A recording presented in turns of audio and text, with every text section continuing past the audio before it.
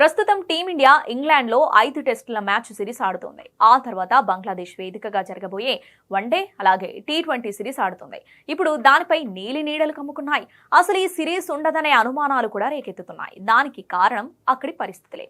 అయితే ముందుగా నిర్ణయించిన షెడ్యూల్ ప్రకారం టీమిండియా బంగ్లాదేశ్ జట్టుతో 3 వన్డేలు మరియు 3 టీ20లు ఆడనుంది. అయితే భారత ప్రభుత్వం నుండి ఇంకా అనుమతి రాకపోవడంతో ఇప్పుడు ఈ సిరీస్ పై క్లారిటీ రాలేదు. అన్ని అనుకున్నట్టు జరిగితే ఆగస్టు 17 నుండి ఈ సిరీస్ స్టార్ట్ కావాలి. కానీ ఇండియా గవర్నమెంట్ గ్రీన్ సిగ్నల్ ఇవ్వకపోవడంతో సిరీస్ పై అనిశ్చితి నెలకొంది. దీనిపై బంగ్లాదేశ్ క్రికెట్ బోర్డు అధ్యక్షుడు అమినుల్ ఇస్లాం మాట్లాడుతూ, మేము బీసీసీఐతో ఈ సిరీస్ గురించి చర్చిస్తున్నాం.